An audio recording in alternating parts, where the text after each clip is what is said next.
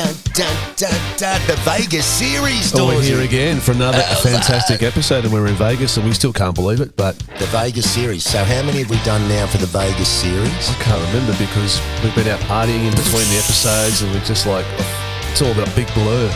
And it's after the game now. Yeah. This is the first one after the game, which was last night in Allegiance. Hang on, Ray. Hello!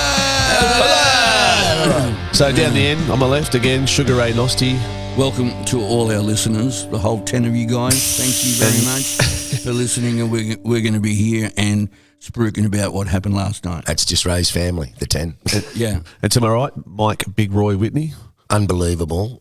The Vegas series, the trip so far, and we've still got a couple of days to go.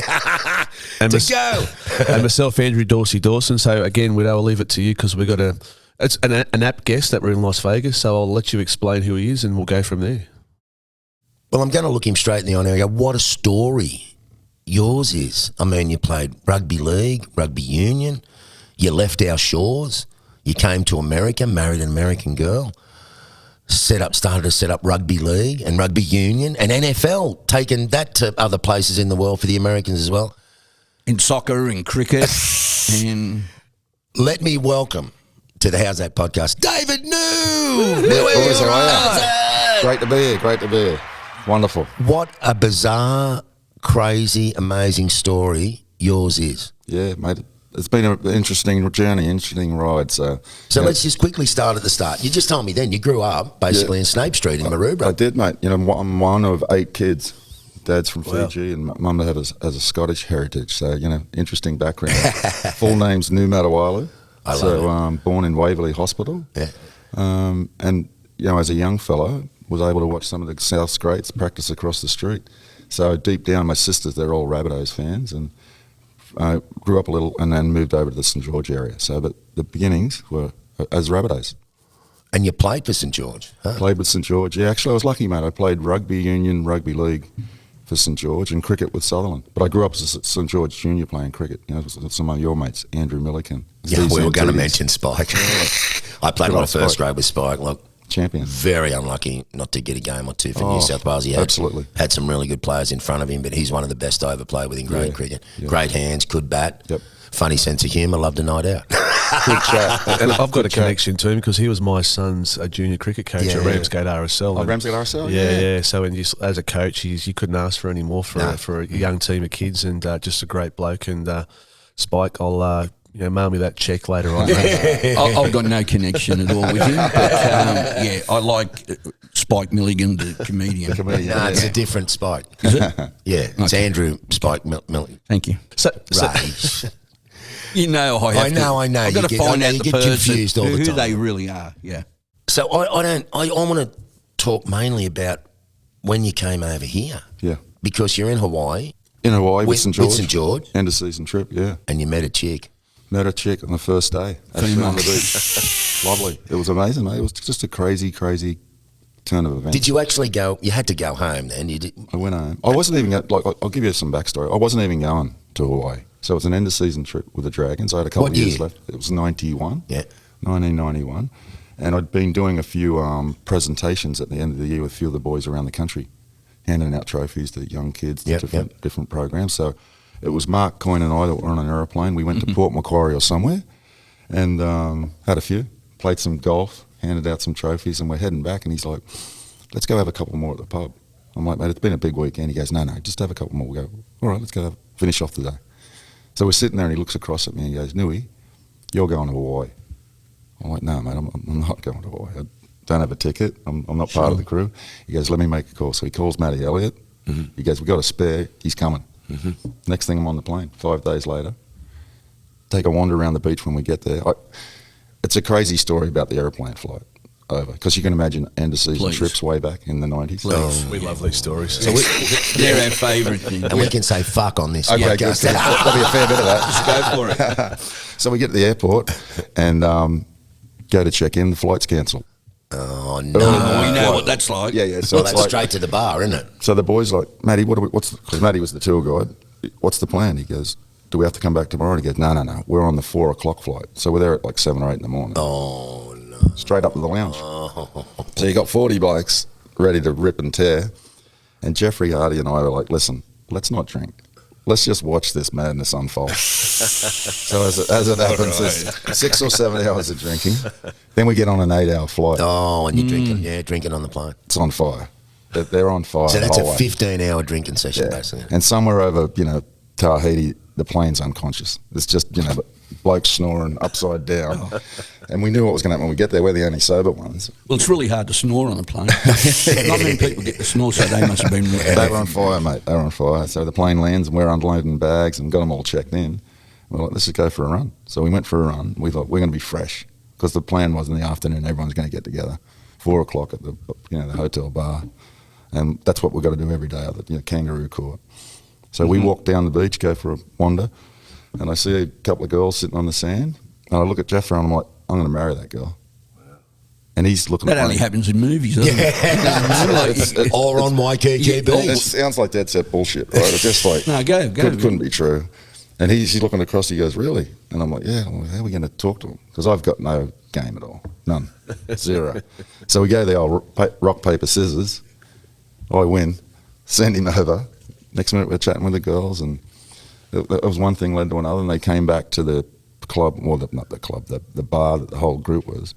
So we show up with a couple of girls in tow, and of course all the boys are like, what's going on here?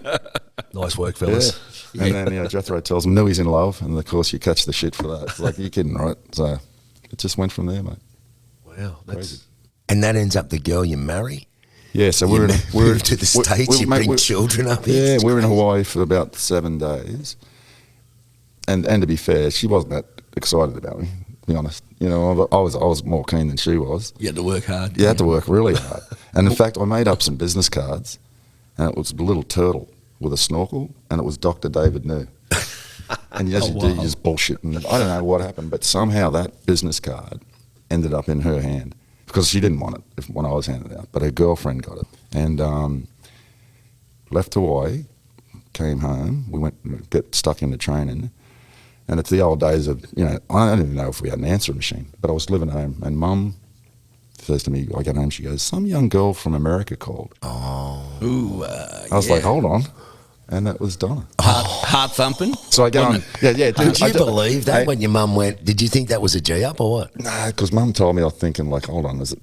Yeah, no, this has got to be close. This has got to be right. And then there's the number. And of course, I'm like, Mum's, you got no money, struggling footballer. I'm like, I got to go down to a phone booth. I got to go get some 2 bobs. I swear to you, I had to get $5 worth of 20-cent pieces or something. I'm feeding them into the phone. Swear to God. How old are you? How old are you about? 24, 25. And she was?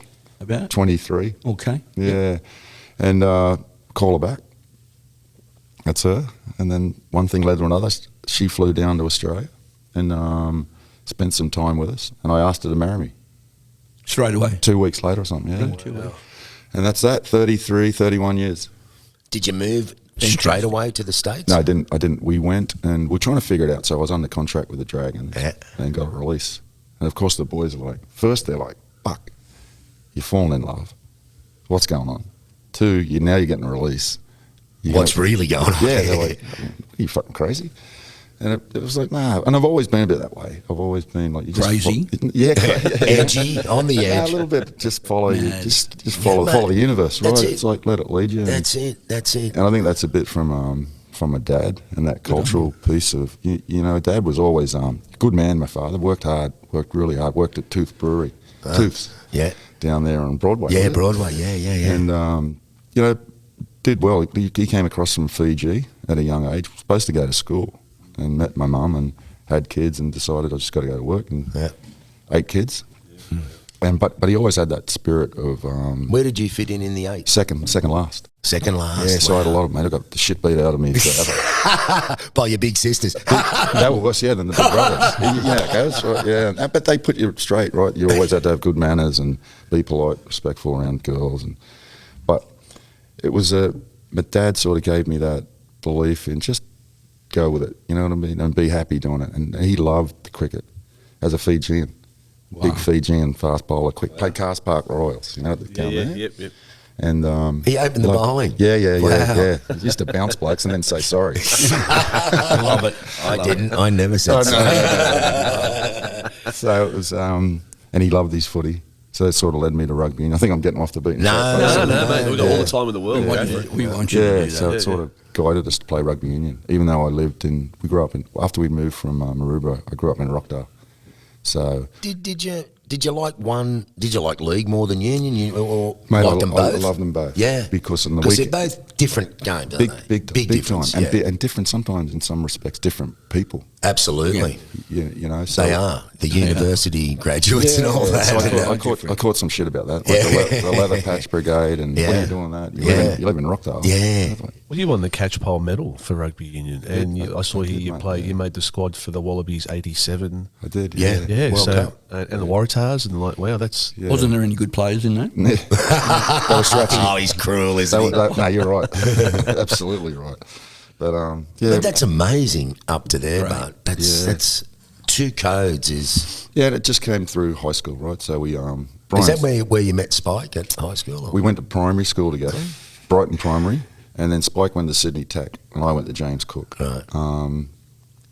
And it was rugby league through the week. Because that was a sports school, Massive. right? James Cook. Because there's a school on the other side of the road too, isn't there? There's a Cogra Morris Brothers, Yeah. Cogra High, and then the girls is Moorfield right next to us. Yeah. Right next to us. So going through James Cook, Brian Smith was the coach, our coach. Yeah, and with talented players. So no one won anything. No one. Actually, you know what? I'll tell you now, we won everything with them. Really? And at the high school. What a great What other coach he players was, were eh? there Mate, as young players? When The we went juniors. through. Hang on, I want to know what other players were there. But mate, Sorry, go ahead, mate. Let's talk some more shit about Smithy. I'm happy to do that. that's enough. That's all he gets. A big winger by the name of Dennis Kinchella. Oh yeah, remember him? Yeah. Dennis was there. He remember came down from Moree. And it was that time when the Dragons were bringing kids in from the country. Yeah. And they'd come to James Cook. So we were lucky to have Dennis. And then the year after, it was Jeff Hardy. Yeah. And then Jeff Selby. Very smart. Yeah. Jeff Selby was a Dragon who passed away, sadly. Yes. A really good mate of mine. I named my son after him, so my eldest boy is Selby. So we had some talented people, mate. And won all the comps. Well, we won the University Shield, and we got bummed out in the Commonwealth Bank Cup by Fairfield and Greg Alexander and Paul. So they had some talent. Yeah.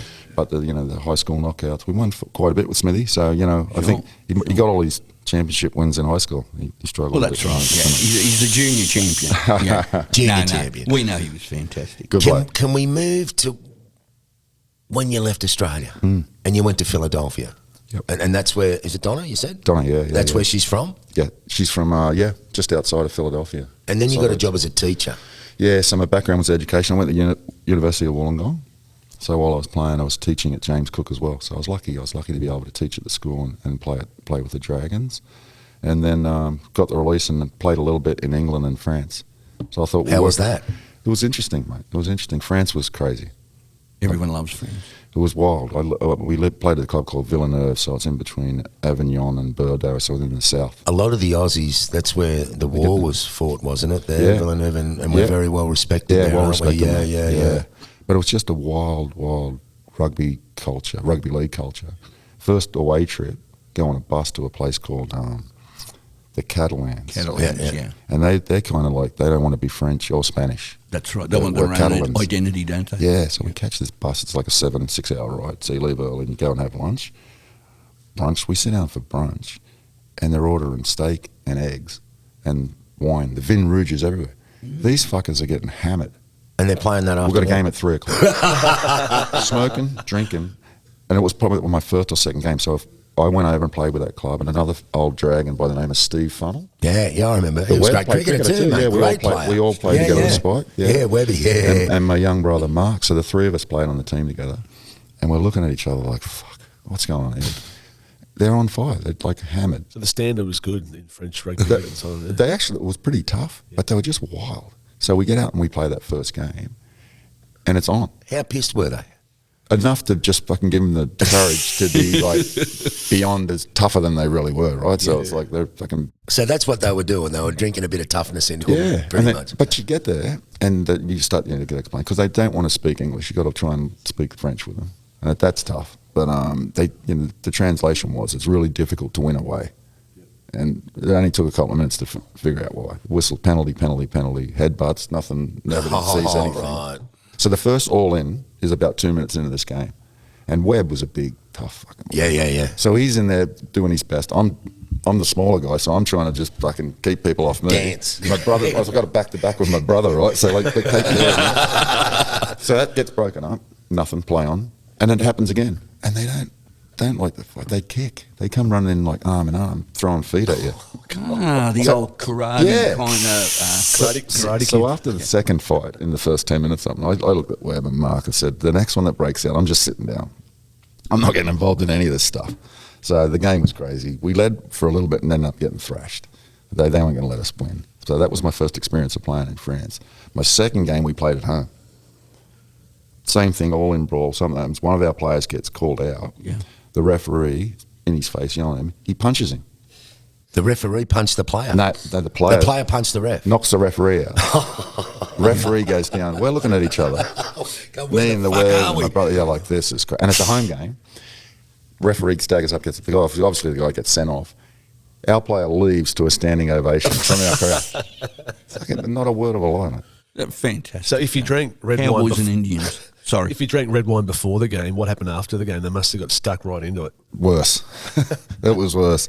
But it was just accepted. Yeah. So then the practice of that week, we get there and you think, this guy's going to go to the judiciary and no. And he decked the ref. Yeah.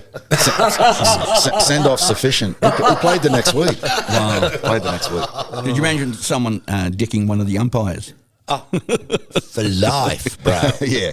You become a legend in the game of cricket for life. Crazy. That is insane. That's like 90s, early 90s. And you played in the UK as well. Was it Bradford and Bramley, was it? Yeah, it was at Bramley for a little bit. And then Matty, a couple of boys were coaching at Bradford. I had a little bit there and then was heading to the States. I decided that was it. I'm going to go live in America.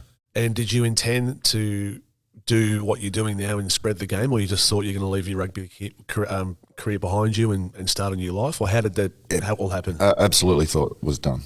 Thought it was over. Just let's move on. And because we read you started teaching at a school that was reformed boys out of jail or home. Mate, the whole lot. So Glen Mills Schools was a place that was set up as a really unique location and the facilities. Did you know it was like this when you applied for the job? Or my wife's family there was a friend of theirs who just lived up the street and he worked there.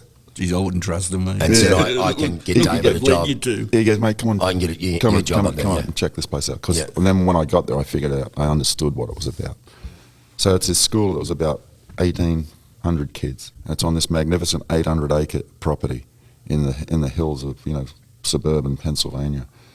And the kids were sent there for a range of things: murder, some killers, Bloods and Crips and Mexican mafia, all these gang kids, socialised delinquents. And the boss of the program was a fantastic man, just a brilliant visionary. And he wrote a book called Without Locks and Bars.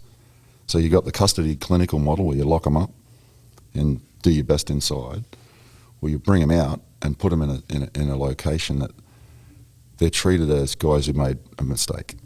And we'll put all that behind us, and we're going to try and see how we can go forward across pro-social and positive behaviour. So the boss's thought was, if you're on the corner and you're leading a gang of 15 or 20 kids, you're a leader. So if we can just turn that into a positive behaviour, we'll get you back on track. So it would be through education, athletics, pro-social behaviour, get them into a vocation, and start to treat them as just young men who'd made a mistake. All right, because if you look at it the other way and you decide you judge it beforehand, you sort of had a preconceived view of that person. Yeah. And it was very strict, the conditions, right, because we had no locks or bars. These kids could run at any time and go through it. So the staff were ex-college athletes, big guys. Running them down. Massive. Running the kids down if they were on the break. I'm off! Mate, and that's the truth. They'd take off, go truant, back into Philly, and we'd jump in a van. I swear to God, I was in a van with one other staff member one time to bring a kid back. We go to the house, and the guy goes to the front door. I'm in the car.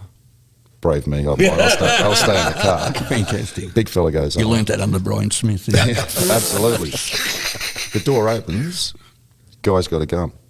Not the kid we're looking for, but one of his whoever's one in of the his house. homies. Yeah. So our kid dives through a plaster wall to take off. So my guy's chasing him. I go around the corner. It's like a scene from a movie. Yeah. Here he comes. He tackles him, grab him in the van. We've got to bring him back to school. Yeah, wow. And then it's just... Did he play rugby league after that? I signed my guy up. Because oddly enough, that's where rugby league started in America. We started at that school because we had nothing, right, when rugby league started. We were begging for balls, for uniforms. Couldn't get on any fields. No one would give you a permit or to play rugby. You said that was an 800-acre property, so it was rural? Yeah, so mate, you got the kids out there farming, horses, doing whatever, the building kids were shit. involved in all areas of the program. So ends up in it right now, there's one of the leading public golf courses in Pennsylvania. And it was all worked by the kids. All the areas were clean. So there was no running on campus. You had to wave and acknowledge everyone, look them in the eye when you talk to them. All things that they weren't used to on the street. And we just thought, go ahead. How do they react to you being non-American or Australian and with your accent? Did that help you? Big time. Big time, because it was a curiosity, right? Yeah, because most of these kids, they'll come in, and the minute they come in from the sheriff and dropped off, they won't look at you. There's no eye contact. And they're shown straight away, like, you're going to look at me. And there's hands-on. And then they heard you with this weird accent. I mean, I sort was of going, where are you from, man? Totally. That would get their interest. But all the things so we had kids that come through that program that ended up playing in the NFL, winning Super Bowls. Oh, Getting track and field scores. John Jones played at the Baltimore Ravens. Wow. Yeah, Maurice Pierce was a running back for the Falcons. Yeah, it's incredible, mate. Basketball, guys went on to play some basketball. Any names? No big names, but they went to college. So this was back, you're talking about 30 plus years ago. Mate, I started at Glen Mills in 94. I was there 15 years. I used to have a 30 Glen years Mills ago. football jumper. Sorry, with it. I used to have a Glen Mills. One of the boys? Rugby league Yeah, jumper. yeah. And I bought it from overseas because I used to follow the Glen Mills. So Oh, my goodness. can you believe that? Yeah. Sorry, mate. Yeah. Really? Yes. And did Glen you know Mills, David, and I had a Tomahawk footy jumper, and I used to collect Oh, footy fantastic. jerseys, yeah. Did you know Dave was involved? No, or? not at all. Did not know. No. I swear not. And I only sold it because I had to sell a lot of my collections because I'm a bit of a collector. Oh, wonderful. And I sold a lot of Hang my on, stuff. mate, right. At Glen Did Mills. you say a bit of a collector? He's really that's underplaying another himself. podcast. No, he let me. Oh, that's another pod. But fancy that. Unreal. That's insane. That is Yeah. bizarre. So it's still running now, that school? No, it's closed down. Oh, Closed no. down. The property's still there. You said you were there for 15, right? 15 years. And I've been actually working with a group to try and develop a sports technology campus there, academy. Did it go broke or something? No, it didn't go broke. The courts came in and took the kids out. Abuse allegations and some stuff. Sad. Abuse allegations in the school? Yeah. From teachers? So if I give you the pick, look, these are tough, hard kids. Yeah. And, you know, and so if you were in a situation that you had to sort of be hands-on, the kid would be taken to the ground because he was a threat to himself and everyone around him.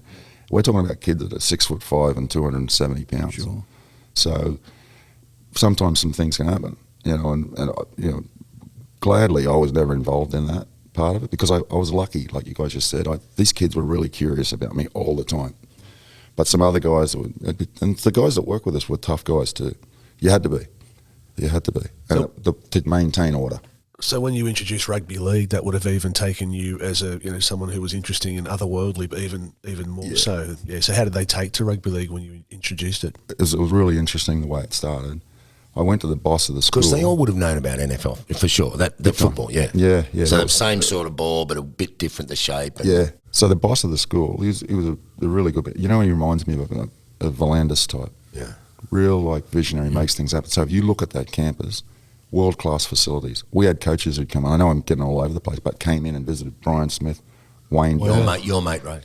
Wayne Bennett. They came through. Oh, is that right? Matty Elliott to study Brian Noble English coach because they knew through me introducing them to the school, there's something in here for sport and leadership and, you know, managing the locker room and the players and developing all these positive behaviours. So I got to the boss and I said, listen, there's a game I'd love to do here and showcase on our stadium. And he's like, what are you talking about? Because he's a football man, big Pittsburgh Steelers fan. And I said, it's called Rugby League. He goes, oh, I've heard of rugby. I said, it's a little different to the one you see here in the US. Yeah. And I said, this is a lot more like football. We're going to control possession for a number of tackles or downs, and then we'll give the other team the ball. I said, here's what I want to do. I want to put a staff team together, and we'll play other teams. We'll bring in other teams, established teams, and we'll play them here on our campus. And I said, why do I want to do it? So one, I want a chance to try and develop this game because I started to think about there's an opportunity. And 2, I said our kids are going to look at their staff members in a different way. Their counsellors, they're going to see them as on the field as like, ooh, these are some tough bastards. Yeah, a bit of a warrior. Yeah. Things that they could relate to. So the first game, I got a hold of a fellow up in Canada, and he put together a squad, pretty tough squad, called the Canadian Thunderbirds. That'll be a one-off jersey we should find. That's almost as good as the Mad Squirrels from the Czech Republic, but we'll talk about that later. Mad Squirrels fans, his favourite rugby league team. It's In the true. Czech Republic, yeah. going. Plenty of squirrels in America, don't we? And mad ones. So the team comes down to play us, and because we got the world-class facilities, we're able to put them up, host them, because there's The room for about 1,800 kids that are there. live there full-time. Wow. Yeah, they're in a commitment from anywhere from 12 to 18 months. And the goal But is it's for them big enough to house that many people. massive. Yeah, if you look it up, you'll see this. Now, I'll send you guys a video of the aerial footage of it. You'll be Please. blown Yeah. away. So he brings this team down, and we put this thing together, like promoting it, and the kids have no idea what's going on. Even the other staff members don't. But prior to that, I'd had to find the players and coach them and develop them for a little bit, a couple of weeks. Just so they knew what was going on, yeah. But when we hit the field, there's 2,000 fans there, 1,800 kids. So it was this magnificent, setting, and the boys trotted out. The boss came. He decided to make it a big thing that like Volandis, like everyone's going to watch this and we're all going to do it. And from the minute it kicked off, it was a bit like last night. You just knew that But this is going to work. It must have taken a while to teach them the rules. Yeah, prior to that, Yeah. I'd been scratching around.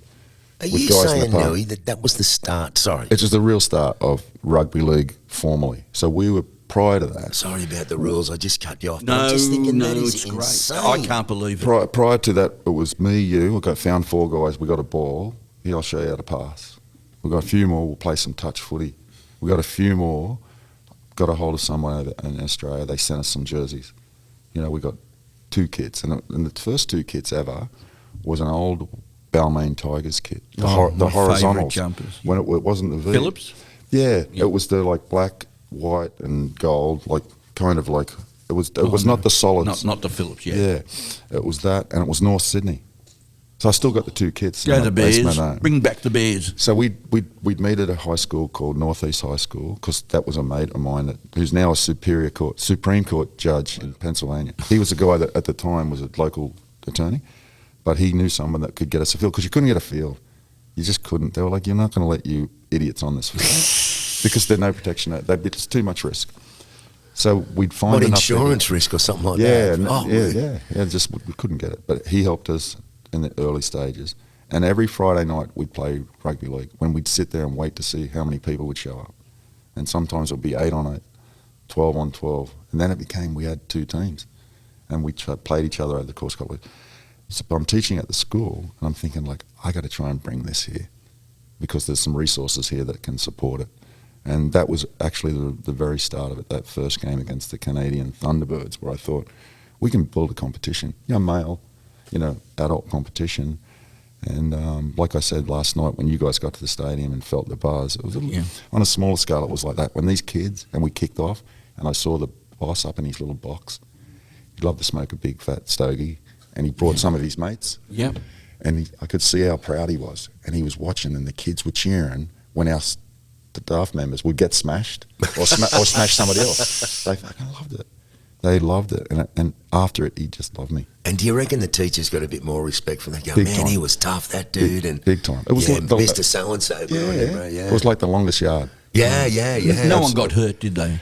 Not bad enough to shut it down. After a while, a couple of things happened, but Really good. yeah, it was Good play. It was a really good start. And then from there, the boss just embraced it.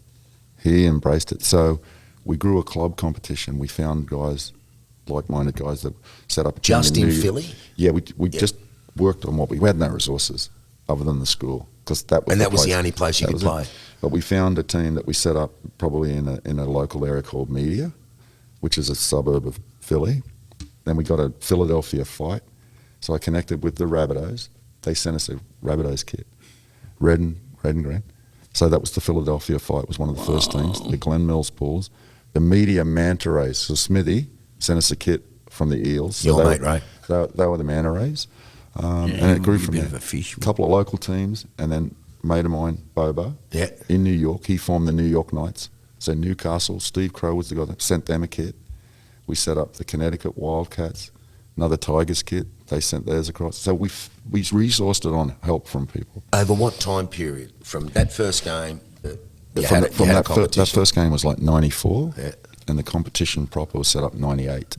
By the time we actually got a formalised comp and called it the American National Rugby League, I think we started with 6 teams that played a 10-week competition, home and away, did the whole lot. And it was, mate, think about it. We had to travel some distance. I was going to ask you, what about getting sponsors and all that? They don't know anything about it. You don't have them. It's guys doing it out of their pocket. And paying their own airfares. It'd be a guy like Bobo who had enough, was well-heeled enough. Like, I'll put together the New York team. I'm going to help them stabilise them and run. Bobo's like an attorney or something, isn't he? He's unbelievable. His character. Mate, if you go back to him, he was the private counsel for Governor Pataki for 9/11. Jeez. Yeah. Really? So he was right there at Ground Zero when it came down. And I saw him 2 days later. I was up to the city. I came up to see him. And his office, their whole area was just destroyed. And it was just just incredible. And he was part of the whole rebuild. So he went from there to become the president and CEO of the Hudson River Park Trust, which is the whole west side of Manhattan. And that's Bobo. We're on the piss with him the other night. Yeah, I know. He should be here now, but he blew us off for NASCAR. Yeah, well. Can you believe it? But just going back to all the teams that you were getting together, what year was that about? So 98 was when we first started. So around the late 90s, Yeah. And so that's only like 25 years ago. Yeah. And in between that and around that, we were travelling to the Sevens, the Rugby League Sevens, so we put together a national team for that. We took a student group to the Student Rugby League World Cup. So somewhere in that, we were finding younger guys to play the game. And in fact, great story, when we went to the Student Rugby League World Cup in England, our first game was against Ireland. Boys beat them. Wow. And it was just another moment of like, how's it even possible? Yeah. Like a bunch of young kids but it shows you the opportunity. Like these were kids and we were just trying to develop them as best we could. But on this larger scale of what we're seeing here in Vegas, there's so much opportunity to develop the talent there. That's what I truly believe. Were you drawing players from rugby union at the same time? Would they come across and play as well? Yeah, which kind of low-hanging fruit. What was the easiest people to get? Some rugby union guys. So we played our competition. The low-hanging fruit. They'll love that. But these guys are familiar. I'm using it for a lyric. A little familiar with it. It was easier. And they also had some infrastructure. So we tried to play in summer because the season for rugby union in America is it's spring and winter on the other side of the country. Because on our side of the world, you just can't do anything in winter. No. Outdoor. It's not meters of snow, isn't it? Yeah, so we tried to not have any sort of conflict with them and welcome, like, you can play both. They're like, what? So most of the rugby union guys, they were like, fuck that, rugby league. Shitty game. Sure. And I was like, we're happy, we'll do what we can, we'll be able to teach you a few things. And that's sort of the genesis of why we played in the summer months. And how we found players. I want to ask you about this story. So that's the back end of the 90s. Things were starting to happen. In 99, 98, I got on the board at South. 99, it looked like getting kicked out. Then we did get kicked out. Yeah.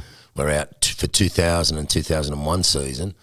But in 2000, when we didn't have a team and we didn't really have any players either, this idea came up on the board to bring an American team, the Tomahawks, to Redfern Oval to play against the South Side, who wasn't in the comp, and we had to draw on people that sort of weren't playing really, or might have just finished or weren't contracted at Redfern Oval.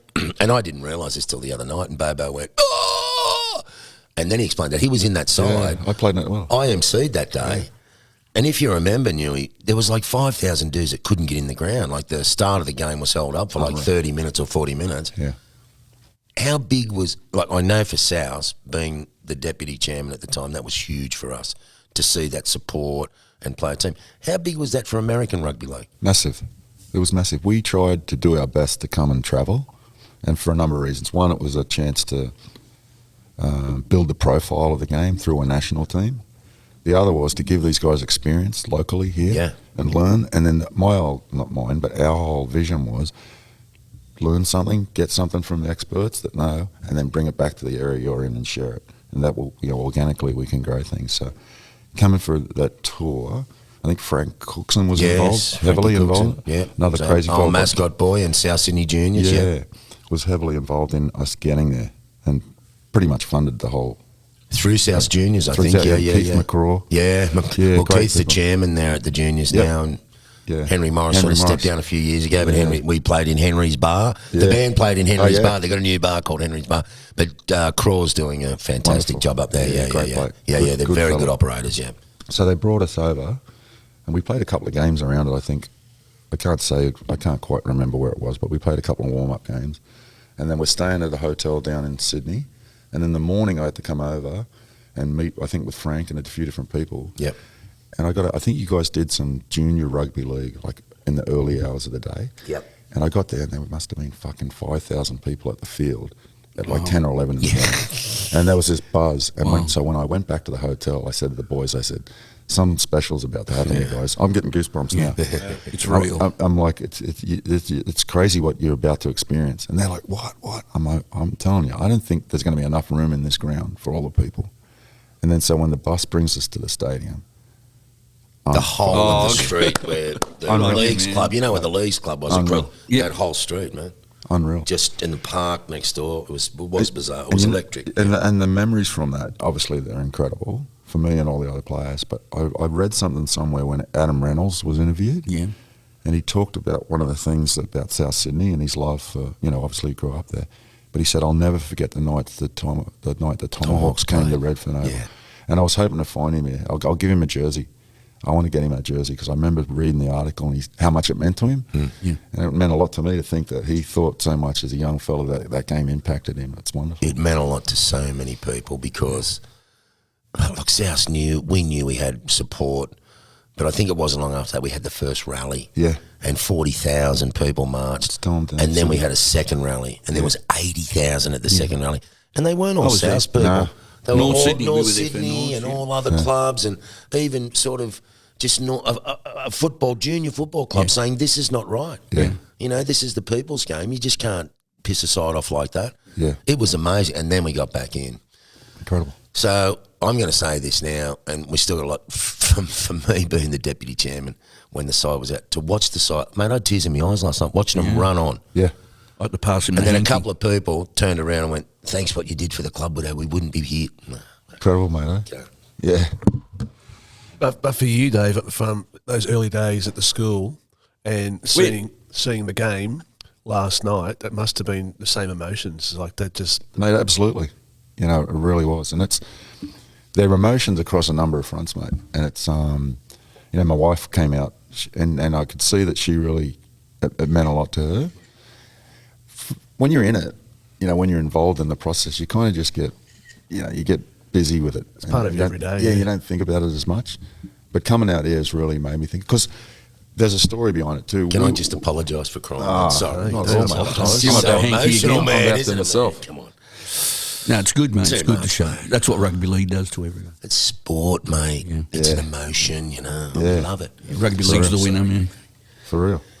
No, but it was about the other guys that came in. So we had a group of guys come in the other night that played, and they were part of the growth of the game. And I get plenty of the pats on the backs, but everyone else did it. We all dug that well together, Yeah, but you got a lot of press here. I remember reading it. I wasn't involved with South. I'm going, You've got to have someone to It's great, it's drive great. it. Yeah. And we, I think back home, we knew that you'd been the driving force, and you haven't taken your foot off the pedal, mate, for Yeah. 25 years. Just belief, mate. It's I've always belief, believed mate. That's it, yeah. Yeah, and sorry, man. I just want to. Why wasn't Manfred Moore playing with the Tomahawks against South? Man, I was really looking He forward was to good, seeing man. it. Good Good fella. fella. Yeah. He just passed away recently. I didn't know. He's a lovely, lovely fella. He became a minister, and I spent a bit of time talking to him. He lived out in the West Coast, out in San Francisco. But he had great memories of it. Always talked highly of his time in rugby league. So good fella. Yeah, good pioneer. And how did the other day, the USA versus the Canada Wolverines, how did that go? And you would have been there, I'd imagine. I wasn't, mate. I wasn't there. There's a bit of a backstory. I'm not involved as much with the local rugby league. I've been involved in business overseas. But I always wanted my boys to play. That's probably my greatest disappointment in all this. They played rugby union. How old are they? Selby's playing with Manly rugby union down in Sydney, and Noah's in Philly now. He doesn't play rugby anymore. They're really talented players, mate. Good kids. And they always wanted to play rugby league. but there wasn't any really available to them after I sort of wasn't involved in that part of the game, so they stayed with rugby union. But there's a story of that too, that is that there's so much talent at that level, Sure. in that college level and under, that if there's rugby league competitions and teams available to them, the transition will be quick in terms of what can come with all this Vegas stuff. Yeah, so on Vegas, how do you see, rugby league progressing now? Because it's obviously a great success. Yeah. Because we've even talked about coming back next year already. So I mean, we're saying that. We're saying it's a great success. Would you expect Volandis and Abdo and the commissioners would be sitting down today going, fuck, that was like unbelievable? And I know they had the mark. When we spoke to Peter Beattie the other day, he said 40,000. Yeah. So the crowd come up was like 40,800 or something, wasn't it? Well done. Yeah. So that's the mark. They got that. Would you think they'd be sitting down there going, wow, that's huge. Let's start thinking about next year straight away. Yeah, I think absolutely. You know, if the crowd numbers were low and the optics weren't great, I think a few people would have been like, oh. But because the energy in the building was such that it was, the games were great. I think the footage that was shown, I think that was unreal as well on Fox. But just the fact that the numbers and people came, and whatever those numbers are, say there's 20,000 foreigners came, there's something here to figure out that all those smart guys are going to do. They're going to realise there's a there. And whether it's 4 teams next year or if it's a competition game, or it's 2 from Australia and 2 from England, maybe. It's almost like Conor McGregor coming in. You get all those fans to come from the UK, whatever that might look like. I think they've got something to really build on. And it's a 5-year deal, right? 5 year, and I think that's the key, isn't it? If they're able to do those things, I think the combine they did is going to get bigger and bigger. It's going to get better athletes that want to come out and try and get a crack at a pro contract. The nines competition, the USA Canada game, that footy festival will grow and grow and grow. Yeah, and the women's game too, because I was at a bar a few nights ago talking to a local guy, and he said that his wife loves rugby and they want to go to New Zealand and watch it, and there's no women's NFL or anything like that. Right. So there is, I'm not sure what rugby union is like in the female game here, but there's a big market for female women's rugby league. Cause there used to be, Ray, didn't they? Used to be NFL. Lingerie. Yeah, lingerie. Yeah, they were loved very it, loved talented. Very talented. They were really talented. Good it players. ran after the naked news. But they didn't have the fields were really funny, weren't they? They didn't have many. All they had was the girls would run and they'd hit the thing and they. Yeah, all right. Yeah, it's a visual. We're on radio. No, but I thought they were very talented. No, really, the quarterbacks were incredible. The way they could throw that ball and. But yeah, on the podcast here, we're big fans of the women's game. He's just nodding his head there. Sorry, careful what I say. Yeah, we're big fans of the women's game, and I know myself because I'm a Bulldogs fan, and they've been rubbish for the last number of years. Are you calling them? They've got skirts on like at the moment. No, come on, man. Look, Come on. I love Cameron the Serraldo's going to go. Come on, man. You can't win every comp. You can't be in the top 8 every year like the Roosters. It's frustrating. So I've watched the women's game the last few years, and the standard is like really high. It's amazing. Like the way the girls, their skills and. Yeah. Every season that they've come back, which is, what would this be, their 5th or 6th season maybe, the standard, mate, girls like that, your favourite player, Tamika Upton, the fullback. Incredible, yeah. You know, Mate, what about Jessica her timing and Surges for East Roosters, Roosters, yeah. And she's Roosters got another get all girl that players. plays in the centres with her. They're a great combination. They're just fantastic. There's just so players. many new ones. Do you know what coming I in. love about the girls, Newy? You see them, they've got the long eyelashes on, and they put the lippy on. The ponytail. And the ponytail, all the hair's done beautiful. They go out and beat the crap out of each other. Yeah. Scary. And they're tough, man. There's some huge hits. Yeah. The other thing I love about it is this. In the men's rugby league, you know, that sort of wrestling put on. The girls go, bang. Yeah. They stand up, almost help each other up Tidy. and play on. Yeah. And it's the same in the cricket. Yeah. We're arguing with the umpire, and when the girls run back to bowl again. Right. Like we did that in junior cricket. But their skill level, unbelievable. It actually flows better, isn't it? Without all It's the, more of a flow. Yeah, it's more of a flow. The flow and the rhythm of women's sport I is feel like fantastic. a flow now. This is around the corner. They may be part of the next one. Yeah. They may Yeah. bring the women. Yes. Wouldn't that be fantastic? That'd be fantastic. Can I just ask you a quick question? Cleveland Rugby League. I follow them, and on Twitter. Yeah. And do you know much about them? Because the guy is really Monty. full on. Yes. Yeah, he has full a on. crack. He's tried really hard. He's Yeah. done a number of things up there, and a lot of stuff with the young kids too. Yeah, and he's got girls too. Yeah. He's training them. And that's the challenge of America, right? It's the tyranny of distance. But what's So- his love for it? Do you know much about him? Why all of Football, a sudden? football background. I think he's one of those guys that was one of the early crossovers. Okay. He got a sense of Yeah. rugby league, loved it. So he's to an have American guy, yeah. He tried to play in England. I think he played a little bit in England. Okay. Played in Serbia. So he he tried out for the Toronto Wolfpack. Okay, and the missed out. Squirrels? Yeah, he may have played with the Squirrels. Where are they? Serbia? Czech Republic. yeah. Czech Republic. Because Ray and I, we've got Troy Grant coming up on the podcast soon, on the IRL, and we want to get a job because we love. I watch. We love it. Serbia and Montenegro and Czech. I watch all these minnow nations play rugby league. I think it's fascinating that you've got these blokes who are so passionate about the game. They're just out there doing their thing, and and you've seen that all over in the States for the last how many years? It's We have, and that part of the history of it with the national team. We talked about them coming back and playing the Rabbitohs. We got a call one time from Russia. Oh, wow. And they're like, listen, we want to bring you guys over. It was right after 9/11. Oh, I thought you were spies or something, mate. I'm telling you, this is some crazy stuff. Yeah. So you went, yeah, I was kind of like, who's paying? in rubles. Yeah. And they're like, no, we want to bring you guys over to as part of Victory Day. And I'm like, okay, the USA, Russia, and it's right after 9/11, so we're thinking, well, okay, let's do it. So we all jump on a plane out of JFK. We got the Tomahawks. We're on our way to Moscow. Jump on a plane and land. Bobo the likes, all the characters. We land. We get taken into this casino, this massive casino in the middle of Moscow, and it's just like all the bells and whistles. Actually, prior to that, when we got off the plane, everyone's sort of uncertain. We get to the airport, and some big fella comes up in a big uniform and looks the serious guy, whispers to whoever it is, this airport security. Next minute, points us to a door. We're all going through this doorway, and as we go, we're handing them our passports. And all the boys are like, is this okay? I'm like, just do it. Passports this side. We go through the door that side, and we walk into, it's almost like a scene, Rocky Balboa. It's a press conference. They're all waiting there. Did you know that? Did you? No idea. Oh, Clicking camera. So when we come back the other side, everyone gets their passport back. So it's at the airport. So they took us through a security level. We didn't have to do all the bullshit, and they went and got our bags. Now we're sitting down to this press conference. I'm sitting there like this in front of the microphone. Oh, do you speak Russian too? Do svidaniya. Oh, bravo.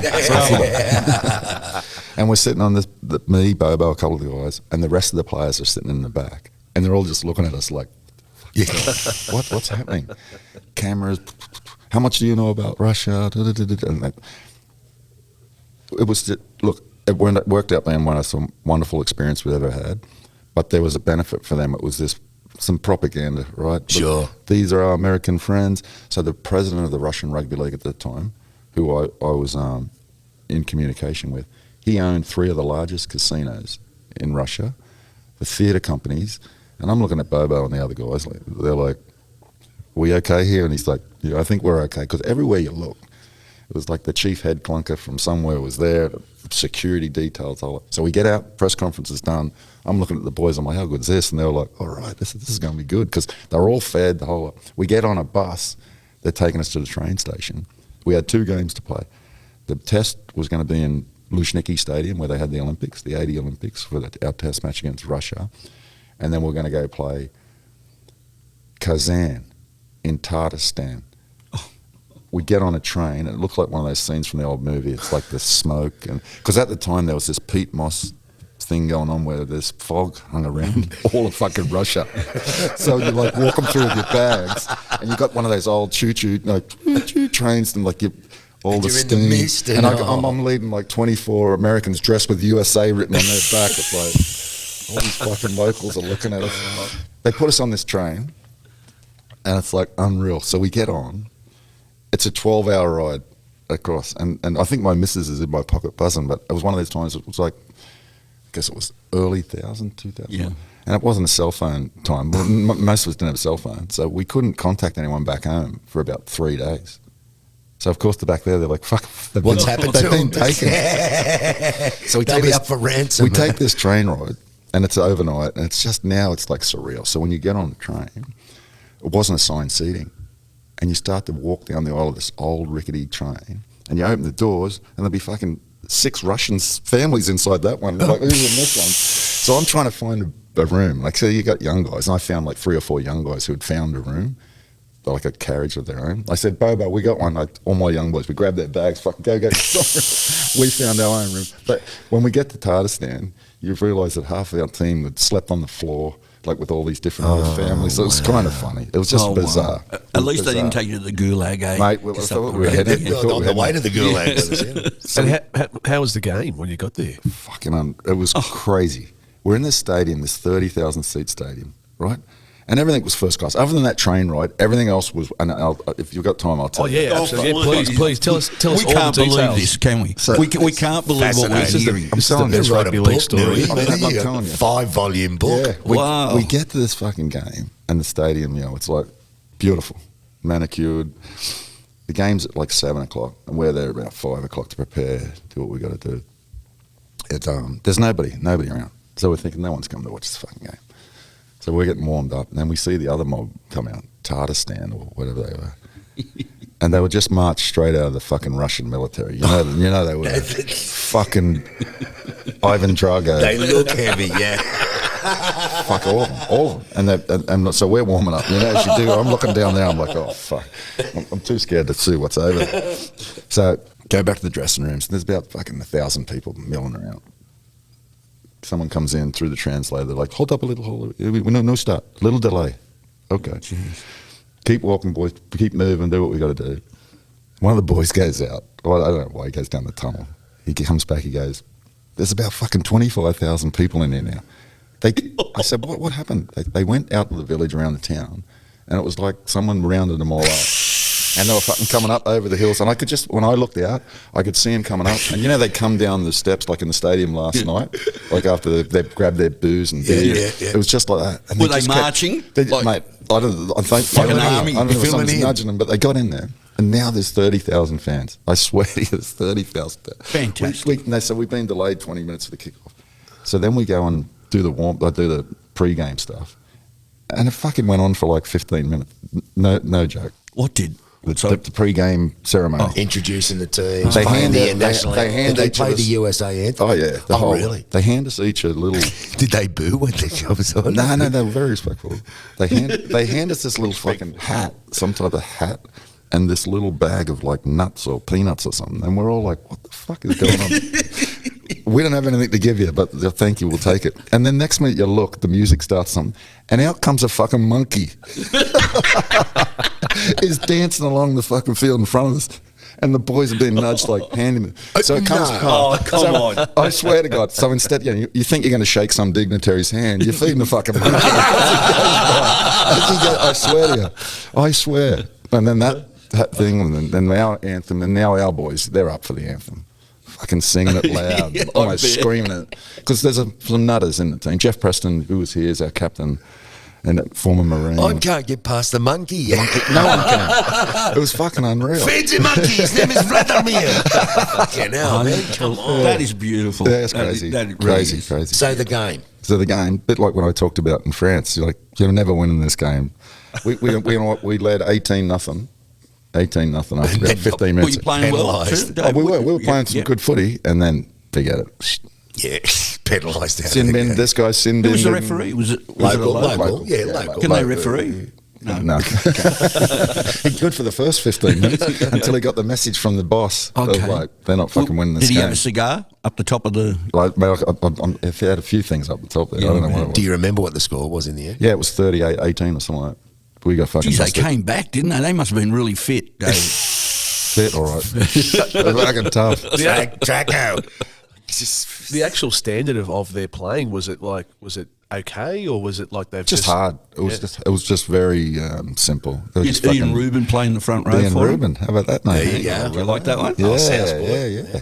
They just direct, very direct, and the guys on the end were athletic. So if they caught the ball in space, they could run. Yeah, but not much skill in the middle. So you just had to battle to make it skinny and just bash each other. I think that's the best rugby league story of all time. It gets better. It gets better. Please, let him go. We've got all the time in the world. Does everyone want a cup? Does everyone want a drink? Do we need a break? Do we need to have a break? Ray, is that your phone ringing? Answer it. It's Bobo. Bobo, get him on. Yeah, get him on. Get him on. Get him on. We were just talking about Bobo, weren't we? Yeah, we were. Yo, I'm with Whit and the boys doing this Come podcast. on, Where baby, the you're fuck are supposed you? to be here, bro. I'm at the NASCAR right now. Your handiwork is done. There's been all the bunny guys, the rabbits have been here. Oh, have they? Oh, roosters, forget about roosters. No, I thought Oh, they're all over there, are they? yeah. Yeah, Hey, they man. would. They's cocky. Yeah, Bobo, you're supposed to be here with you're us, supposed to be brother. here, prick. Hi, mate. Matty. You guys have brushed this, huh? All right. Enjoy NASCAR. You brushed us. Thank you, mate. I'm somewhere more important, you fucking yourself. You're having the ball. Hey, listen, I was just telling them about when we were in Tardistan and the monkeys came out and we were feeding it pre-game. So we caught up with Matty Gary told you get fucked. Matty Gary came at like 3 in the morning. He goes, "Where's Newley?" Yeah, I have to go to bed. All right, boys. Enjoy it. All right, See ya. Ciao, bro. See you, mate. Just explain to our viewers who Bobo is. Yeah, so Rod Balachandran's the guy that started the New York Knights for us. Wonderful guy. He's been part of the history of And rugby come out and league. play with the Came with the Tomahawks, yeah, Tomahawks with when you, we yeah. played the Rabbitohs. He's been on tour a lot. Wonderful guy. Just a fantastic champion. Yeah, and I've seen some footage. Yeah. Dorsey, Can play. Dorsey, yeah. And he did that break, Was that wasn't the it? Sydney Football Stadium? Yeah. Was it nines or sevens? sevens? And they did this formation like Yeah, we called it Ronald Reagan. Oh. We set up the old. That was we got a fantastic. penalty. We had a guy set the ball in the middle like a centre. Yeah, we had the two guys either side as the guards or tackles. I was the quarterback. We had someone do a little sweep round the back. We just did a little zigzag and Bobo went straight down the middle. Yeah. Yeah. Scores. Oh, Run beautiful. set and no one's scores. going to catch him. He's No, got but he- beautiful yeah, style of striding. running, hasn't he? He does. He'd love to hear like that Mike too. Sorodini. You know what I mean? Mick Sorodini. Yeah, remember his running style? Yeah. Beautiful. Very Sorry. tight. Sorry, I'm Mate, just, you just bring up the best Best names, names. right? mate, I've got Best this names. football card collection Oh, from me too. 1967. Oh, there you go. Right up, and so I Yeah. know all the players. He's got the cricket card collection Yeah, too. yeah. And we did a little podcast earlier and he had all the old cricket cards and he'd go, "Widow, do you know that bloke?" Yeah. Got And them there was a all. Like story Victor. about everybody. Fantastic. Wasn't there? Yeah. All right, where were So we? back to Tardistan. Is that Yeah. or there was another story? He knew where we Hey, were. so Bring it back, Dorsey. Go, That's all. Dorsey. So the Yanker. end of the game, done. Boys going to relax. They go out. So they're taken to a nightclub. Bobo and I were all ready to go, and the boss and his translator, they were always together. They're like, no, Bobo, Niu, come with us. We're going back to Moscow. Okay, what about the rest of the team? They come tomorrow. All right. Two things happen. We get on this train, which is a story in of itself. The train back. The boys go to a nightclub. They're having a ball, having a great time. Gets to the end of the night, the bill comes out, and the boys are looking at the bill like it's like $12,000. $12,000. They're like, fucking what? So they start to argue, and the boys were saying that as they were arguing, all the doors are starting to get shut. Movie again. You've been in a lot of movies. So they got squeezed. So that was them, their little fun night. And they had to come up with the 12 Gs. Yeah, a couple of them had to come up with some money. It's horrible, but I'm glad I wasn't part of that. So we end up on this train, Bobo and I, heading back to Moscow because we have to do it's called Dobra Utra Moscow. It's like Good Morning Moscow, like the Good Morning Show. So train overnight, we jump in and there's no spaces on the train. And you're thinking like we first class all the way, but this train for some reason we're just stuck on this rattler that's like crazy. So we end up sitting with a family of 4, 2 adults, family of 4, 2 adults, 2 kids, me and Bobo. Seats about that length and seats this length, looking at each other. And now we're fucking starving, right? Like starving because it's midnight. Someone comes in like the train conductor or something, checking tickets or whatever, and he walks in with a big bottle of water, in a big ass bottle like this, a loaf of bread, and a barbecue chicken. And he hands it to the family, and Bobo and I are sitting there looking, and like I'm in between the kids, he's in between mum and dad. They rip the bread past the bread, rip the chicken past the chicken, and I'm thinking that's hard enough, but I'm going to do it. But then they open the bottle, they start swigging out of the bottle. I'm like, by the time it got to me, there was fucking bread and chicken floating in it. Yeah. And I'm thinking we got another 10 hours to go and fucking starve. And I'll take a sip. Pass it on. Was a sandwich in the bottle. Oh, it's crazy. Oh, yeah, so we show up. do Dobro Utro Moscow. And this is the Big Brekkie show The in the morning in Big Moscow. Brekkie show. And prior to that, they check us into the hotel. This will fucking blow you away. if the other shit doesn't. I'm blown away. So we've gone from the bloke. He's just in shock. Sorry, go. We go from this fucking rattling train, which I'll never understand why they just didn't fly us or whatever. I don't know. I think it was just part of having a jab. But now we get to the hotel. Oh, this is what went on. The president found out about the train and thought we were insulted or whatever, because we were just taking the piss and laughing, because there was always a translator floating around to help us. So when we get to Moscow, he sees the team hotel that we're set up in and loses his shit. He says, they're not staying there, as my guess. For whatever reason, pulls us out of the hotel we're going in, takes us to this fucking massive Radisson Vladiskaya or something on the river. Beautiful. And we go in, and it's just fucking world class. And then you look above the elevator, all the names of famous people who stayed there. George Bush, Ronald Reagan, all the American presidents, rock stars and that. So I get a piece of athletic tape. Fucking right, David. I've got a picture of it, stick it up there. So I go up, I'm in the presidential suite. Because it's like, I'm the president of our league, and I'm thinking, like, fuck, if this guy ever comes to America, I'm staying in my other bedroom, yeah. So I'm up in the presidential suite, Bobo's in the next best one, and one of the other boys, he's found one, the manager or something. And I pick up the phone, and I'm calling Bobo's room. I'm like, how's your room? He goes, mate, they're going to send us home with something in our bag. Something's happening. I'm like, something's not right. So the boys finally come in after their experience, and they walk into this hotel and cannot fucking believe it. So it's 3 nights we're there before the test match on Saturday at Luzhniki Stadium. And Russia's got it. You've been to Russia, right? No. It's everything. No. It's everything you can think of. So in this hotel, there's the casino, lavish place, just like those ones here. And there's the women are beautiful. They're just gorgeous, all of them. But you can't tell the difference between a woman and a hooker. man. So our blokes, when they get into the hotel, they just think everything's fair game. And it's like, hold on, boys, it's going to cost you something. Yeah, forget about the 12 grand. That's right. Crazy. So that experience was nuts. And then the game was something. What's the name of the stadium? Luzhniki Stadium. Luzhniki. Yeah. Luzhniki Stadium. I love that. Luzhniki. It was the 80 We are Olympics. playing at Luzhniki Stadium, Ray. Are you coming to the I wish game? we had video. Yeah, That's beautiful. You got to get your lip in Luzhniki. Yeah. But it was magnificent. It was old. Big crowd? Yeah, big crowd. I think it was 40,000 showed up. But here's what went on when we were in Moscow for this go around. They told us that it's going to be big. We had a military presence around us. Oh. So we had the chief gunny from the Marine Corps that he protected the U.S. Embassy. So the first day we're in the hotel when we all got for a team meeting. That's in Moscow, right? In Moscow. Yeah, yeah. He comes in, and Preston, who is a Marine, Alex is a Marine, he wasn't on the team, but they're serious about their shit. So Yeah, Preston's yeah, like, yeah. listen, man, this guy's going to come in and he's going to talk to us, and you need to fucking be listening. Because if there's any danger, any threat, he's going to tell you what it is. So he comes in, this I got a team of guys sitting in their chairs, and it's like a scene from fucking, what's one of those movies? like the jarhead comes in, starts screaming at all the place. Yeah. He's like, you fucking guys think you're here on a holiday? You're here to represent your country? Fuck. He goes, you need to know this. Don't you fucking do this. Don't you do that. We ain't going to come protect your ass. It's like, This is the head gunny from the US Embassy, Yeah. right? Yeah, he's just getting the boys like, you got to be careful here. They're fucking the danger on every corner.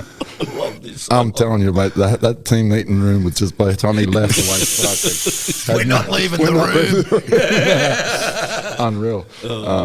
And it was back in the days where Russia was pre-Uber. Like any car was a potential taxi. People, you just stand on the side of the street, a car would pull up, like, need a ride, you know, but they knew you were a tourist of some type, and they'd take you wherever. But it's just crazy, man. And what's happening with Russian rugby league now? I think they're still having a crack, but this guy's gone. He's not involved. I know So they're where- staying in shit I think hotels. yeah. He might have been one of those oligarchs. Oh. But anyway, when we play the game, the military are there. Like, we end up having a military bring us in, lead us into the stadium, and then they're in the aisles and around the front of the stadium, like just the Like they US didn't team. think someone was going to have a No, pop they at were someone. they were just making sure. Yeah. Yeah. It was crazy, and it was on this AstroTurf, not the good shit that they try and play on now. Did it was you get the original. burned? Fuck, it was like playing on this. Mate, carpet burn. Horrible. Oh, so 10 no. minutes in, 20 minutes in, everybody's bleeding. Everybody's looking at each other like that. And they're really tough, the Russian players, just really hard. So it's just a grind. We got beat. We got dusted. So you had knees, elbows, on the fucking ass. Yeah. Oh, no. Yeah, it's tough. It was tough. And then after it, we were there for like 2 days, I think, 2 days. So prior to, there's a lot of this story, but before we left, the State Department said to me, as the organiser of our side, one of our representatives will be in touch with you when you're in Moscow. And I'm thinking like, okay, no problem. You have my contact information. They'll find. They'll like, mate, it's better. Cigar. It's better. They'll find you. Okay. No. So we go visit Red Square and the Kremlin. We do that whole thing. And it's in between, but the boys love to get on the piss. I'm thinking of someone's side of you. Mate, it's coming. No, it's coming. So we're in the middle of Red Square, and one of the boys find a fucking vending machine that serves beer, and it's like 15 cents a can of beer. So now you go from that nightclub to this. Everyone's like, so we're together, 20, 30 Americans on the piss in the middle of Red Square. No, go back to the gunnies. So we're sitting there. This guy, I swear this isn't bullshit. This guy comes past with a box of like fucking 5 pizzas. He walks up to me, he goes, "You guys are hungry, right?" I'm like, "The boys might be." He goes, "You guys are hungry. Let's go eat some pizza. Come with me." American. And I looked at him and I'm like, "You were who was sent?" He goes, "Yeah, let's go. You guys aren't fucking safe what you're doing right now." And then when he finally takes us, he gets us on this like monorail thing, and then he relaxes a bit. He goes, "You guys are fucking idiots. Eat the pizza. I'm going to take you somewhere." We end up at a place called Doug and Marty's. He goes, "You guys will be safe here." We go into this fucking bar, Doug and Marty's. So it's owned by, I guess, some American and some Canadian, Doug and Marty.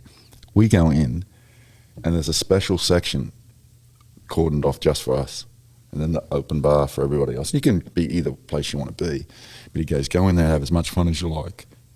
You guys are okay from here." He gave me a card. He goes, anything at all, you got to call me. I'm like, okay. Again, it sounds like fucking bullshit, doesn't it? So I'm like, I'm going to go sit with the locals. They had the beer towers, and I'm watching all our boys in the curtained off area thinking they're fucking in heaven because it's fun. And someone brings out this bottle of green shit. I'm like, what the fuck is that? Soylent Green. That was a crazy movie. And so they're up there, and it's a bottle, and they're all taking these little shots of it. It's called absinthe. Have you ever heard of that? Yeah, we man. have, mate. Yeah. And I'm telling you, the night changed. Man, that's like tripping shit, isn't it? It's Yeah. fucking crazy. So, yeah, wild.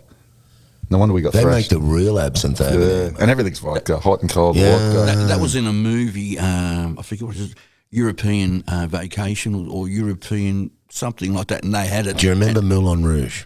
Yes. The movie? Yes. Right? And who was the fairy, the Australian actor? Hugh Jackman. Yeah, no. Sorry, who was the little fairy in it? She was the absinthe fairy. Was it Nicole Kidman? Was it Nicole Kidman who was the fairy in Moulin Rouge? She was the absinthe fairy that he was seeing because it's like tripping. Wow.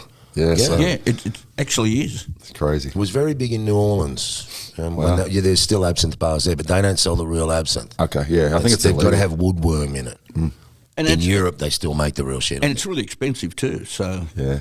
the guys were just helping themselves to it, were they? They're having fun. When I was a drinker, and I haven't really drunk for the last 25 years, I tried absinthe in Europe. Oh, yeah. Yeah. Then you know what we're talking about. Were you absent for a while? Mate, I was shocked. Did anyone find you? I was stunned at how fucking out of it I was and on a couple of nips of this drink. I mean, I didn't mind a drink then. I didn't drink spirits, but it was in the occasion of the night. And I just thought, wow, fuck. Cookie boy. Oh, times 10. Crazy. I'm still speechless. That is the best rugby league story It is, mate. of all time. We're touring Russia next year, Like, bro. forget about going on a kangaroo tour. Like, go to Have Russia. you told that story? No, I haven't. No, just amongst ourselves, amongst the guys, we laugh all the time. We went 3 times. And Vazzy, who's laughing, he went the 3rd time. I didn't go the 3rd time. And the year again, the year? This is about the early 2000s. Okay. And did the next tour, it was better, or they got it a bit more? The next tour was interesting. We stayed in the stadium the next tour. They had a hotel at the top of the stadium, and we would stay in there. And out front, they had armed guards, like with the big, whatever they AKs.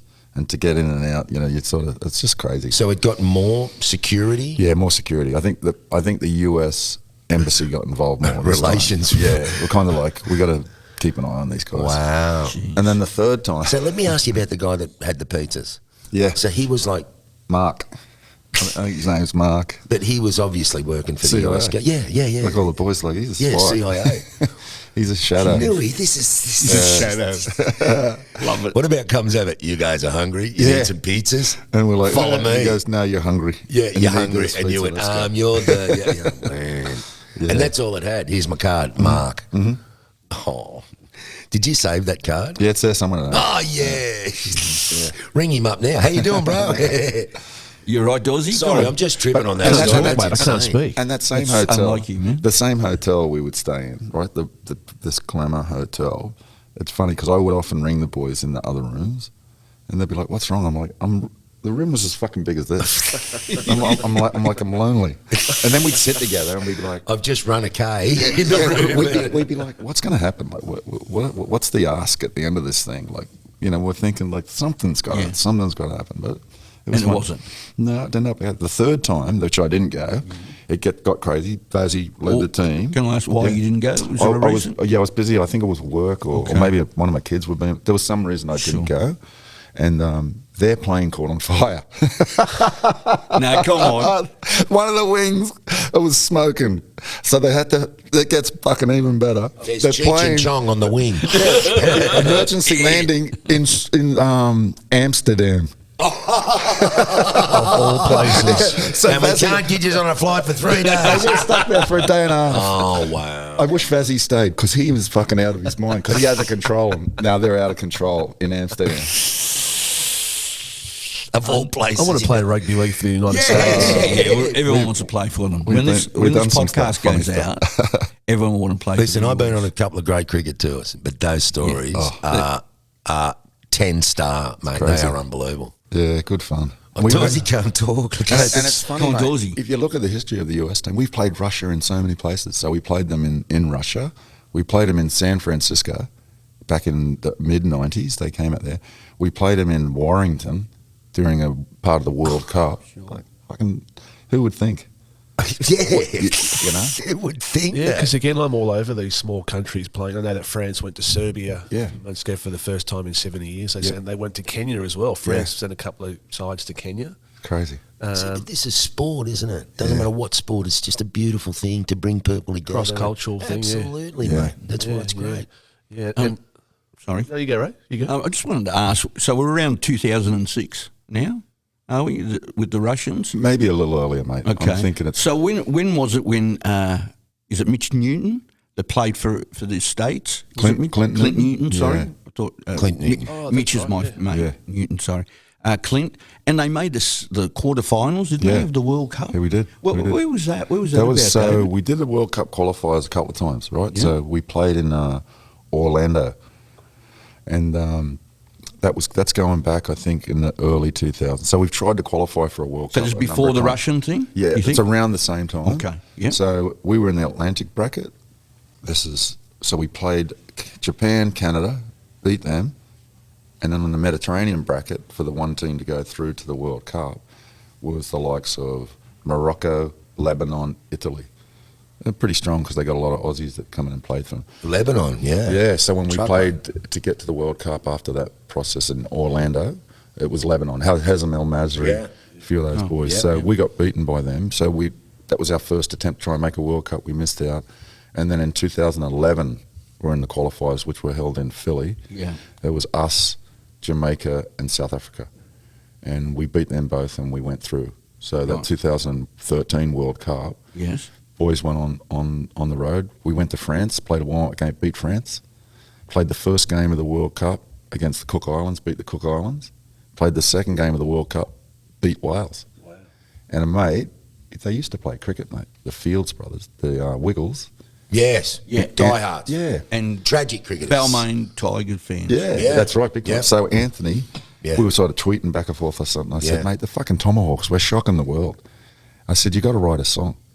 So he made a song up called "Shock the World." If you ever look at it, it's about the Tomahawks. The Tomahawks, Wow. yeah, and it's through the roof. It turned into a kid's song, like millions and millions of views, and that was our sort of war cry, "Shock the World." Well, we'll try to play it at the end of the podcast. Have a look at it, mate. Yeah.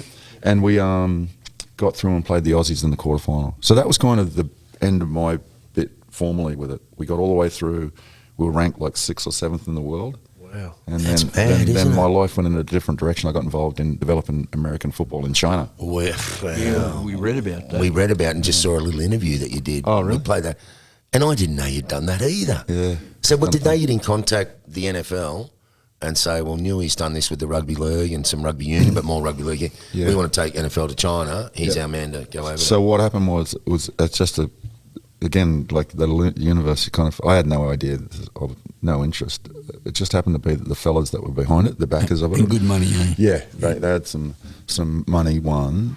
They had a business interest in China.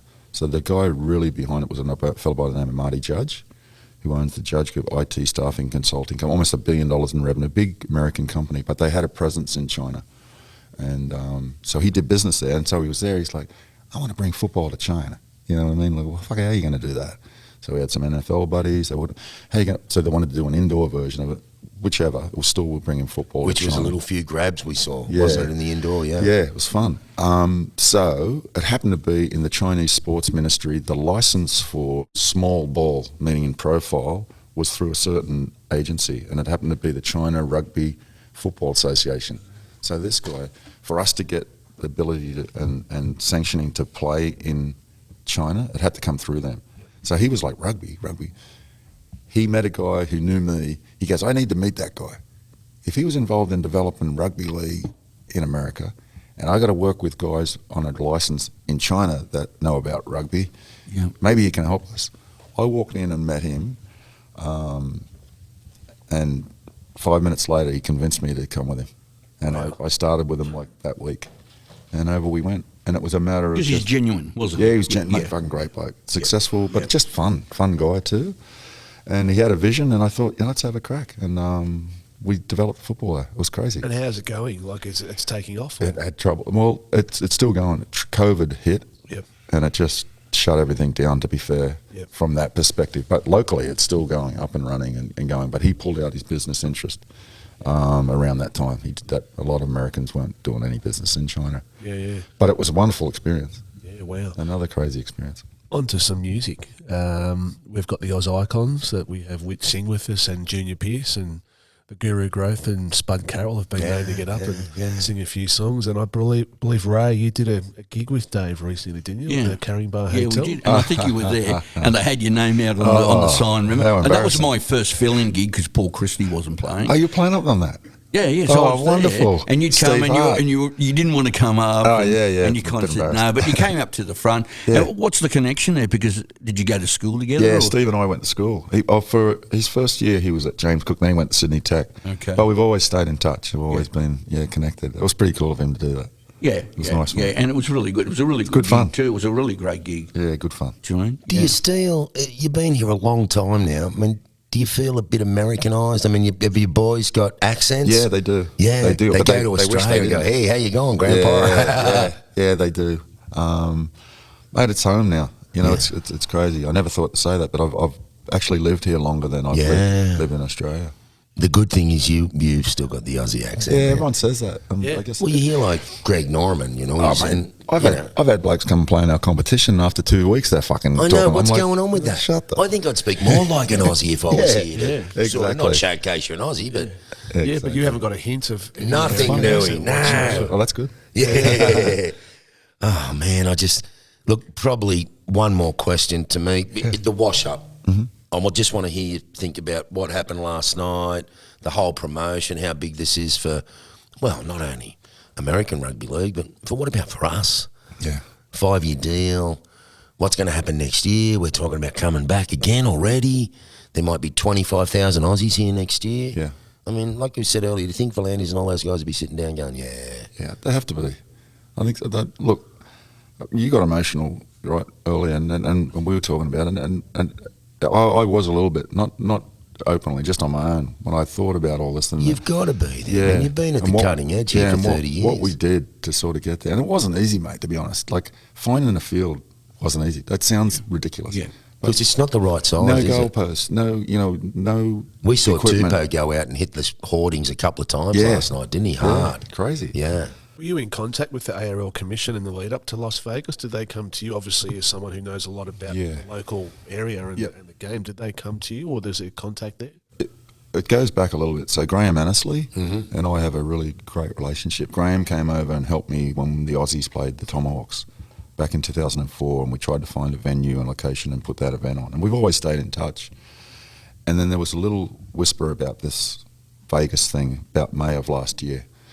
And so the big fella, big Jordan Mailata that plays in Philly, he and I happened to, I got to know him when he first came over, and his manager, Chris Orr, was contacted, I believe, by the NRL to put together some local logistics and information about hosting this event. So Ori got a hold of me, and we started talking. I said, listen, I was involved with the group that ran the World Sevens, the Rugby Sevens, part of the IRB Sevens, and their leg in Las Vegas was very successful. They had about 90,000 fans over 3 days, real fans. Broadcast with ESPN and NBC. It was a big deal. So the operator were people that I was involved in and knew well.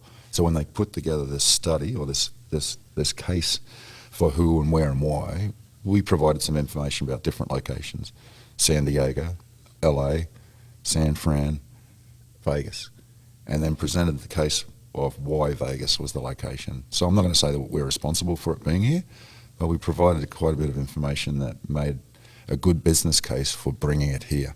That was in May-ish. We did over May, July, August, and then things kind of went quiet from there. Ori sort of led that with the NRL. I was here doing what I do, and then it just happened to be, it started to get formalised. It's going to happen. Then I thought, well, they haven't spoken to me anymore. I guess I'm not part of it, which is fine. I'll just be a fan. Well, I think the game owes you a huge debt of gratitude for what you've done and who you've helped along the way, and that's why we're here as well. So hats off to you. Debt of gratitude, really, I mean, unbelievable, mate. Really, that's why I went and got a glass of water for you. Thanks, mate. We'll have the beers later, mate. No, you're a very humble man, bro. But you've got to be almost known as the godfather of rugby league in the States. It's nice to hear. And you've coached the American side and the rugby union team as well. Yeah, I played in the World Cup with them. I mean, everything. Yeah. And then taking NFL to China. Yeah. Mate, I'll tell you one funny story. Not another one. We love it. We've only got another hour. So I'm sorry. No, we've got all day, mate. Yeah, we have. So when the Aussies... Everyone's pulled out. Sorry, mate. When the Aussies came over, the Kangaroos, and played us in 2004, the Australian Consul General at the time was a bloke by the name of Ken Allen. The fucking champion. That's just a great bloke. And one of our boys who's here that was in the Tomahawks and lived like an Aussie, he owned the Australian bar in New York. On 38th. Great place. You've been there? Went saw the grand final when Cronulla won. Okay, fantastic. Yeah, my wife and I. And all Aussies would come to it. Yeah, packed out. Famous ones, everyone, all would go to the place. So Ken Allen was a character. He reminded me a bit of like Dudley Moore off Arthur. Like the little fun. Yep. And so we play the Kangaroos and saw Ken's in it because they stayed in New York but played in Philly. And then Ken and I get to talk, and I said, I played a little bit of cricket, I love it. He goes, Niu, you're going to play for the Australian Consul General's team in a cricket match we have annually in Philadelphia. I was like, fucking what? Cricket? I'm like, because I miss it, Yeah, and you guys got to remember, when I was first in the States, there was no internet, no news reporting you could ever get about Australia. I was on the fucking moon. I was so far removed. It was kind of a pity, but I could never see anything. Or if I saw something, someone sent me a VHS. Yeah. So I couldn't see any cricket, which I love to watch, any rugby league, nothing. So for him to ask me to play cricket, I was like, fuck yeah, this is going to be great.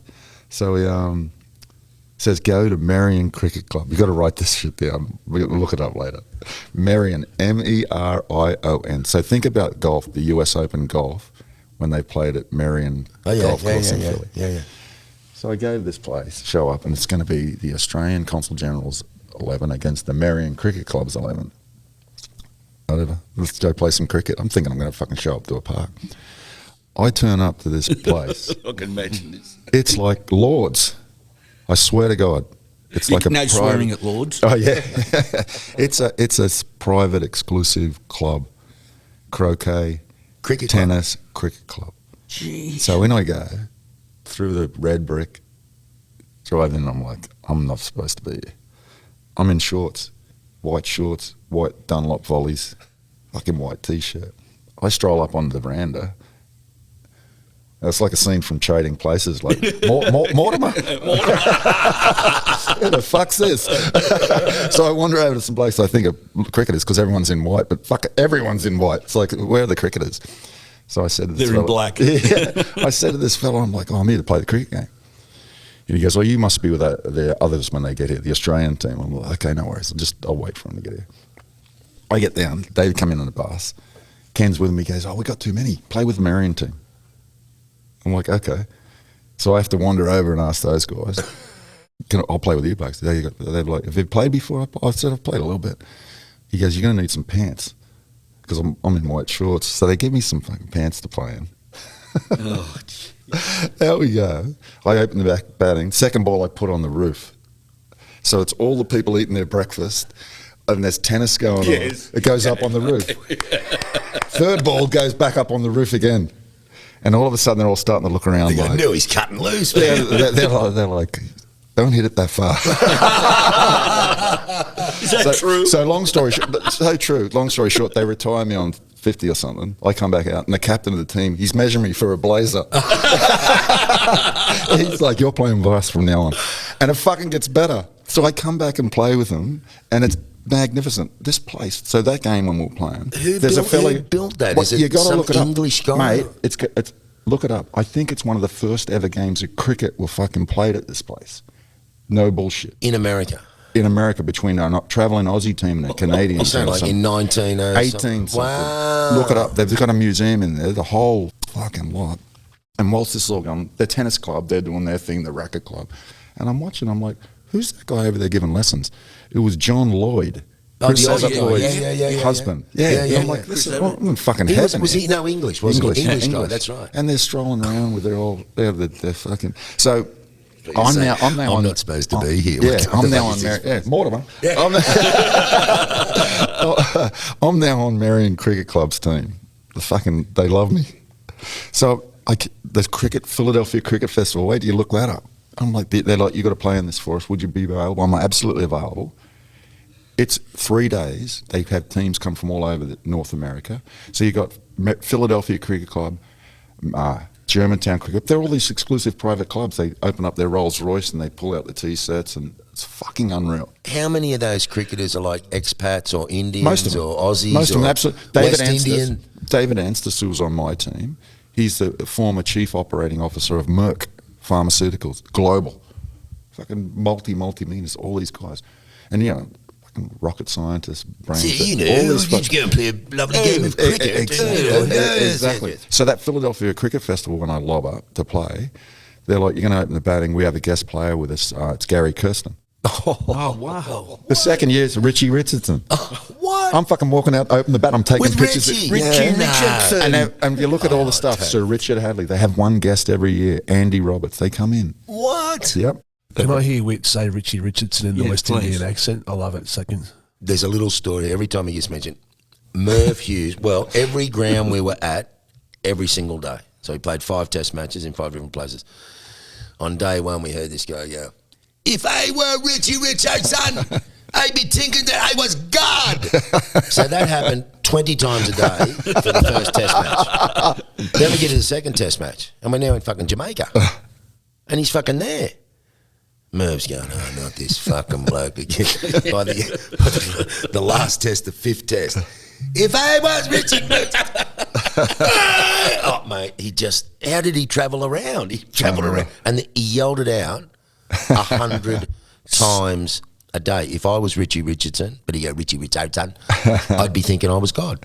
Crazy. No change. That was it. Merv. Sometimes I see the big fella and I go, if I was Ritchie, don't win us, I'm having nightmares over it. It's crazy. So you've played with and against some of these legends. Wow. Walking out with Ritchie. Mate, when I'm batting with Ritchie Richardson, I'm so excited. Fucking so excited. So you love it. He goes, when we walk out, I'm like, do you want to take the first one? He goes, no, you take strike one. I'm like, okay. So I nudge you one. got one up on me, bro. I only bowled to him. You fucking batted with him. Yeah. So I hit one through the cover, wherever it goes, and I take off, and he's leaning on his bat. He's like, no, man. Only bowlers today, man. Absolutely. Yeah, it's fucking funny. What a player. Great guy. Isn't that insane? Fantastic. We were talking about rugby league. I know. You end up We've merged onto the cricket. crazy. This has got to be one of the most interesting chats. Fascinating. Like it's just. Who would have known? Eh? I said, don't get David Niu. He's fucking got boring. nothing. He's got nothing. Mate, I said earlier, Mate, I you said got about an plenty. hour ago, you got a 5-volume book to write. You're a mate. lovely man, mate. We should say a bit of background. When we first, a couple of days ago, walked into the Conrad room in the foyer, and who do we see? Dave and Bobo. So this was meant to be another one of Thank you. Your whole life seems to have been this is what's meant to be, and you don't know it at the time, but it's just. I think so.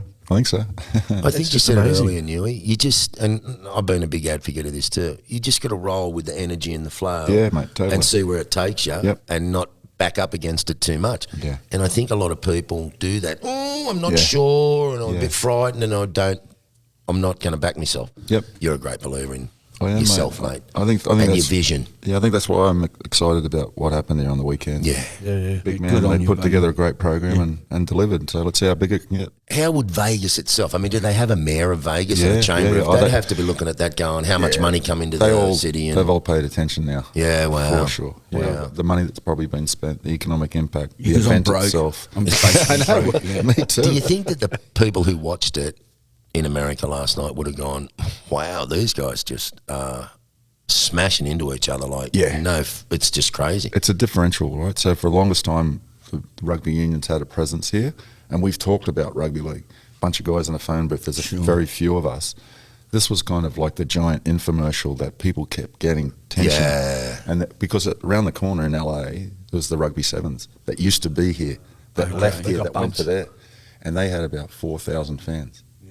Beautiful. And they used to pack it here. So now you've got some people thinking like, shit, this other game, you know, they might be able to get ahead of us here. I think it's really crazy that rugby league and cricket, because there's the American T20 League now, and the T20 World Cup Is here. in the Caribbean and here.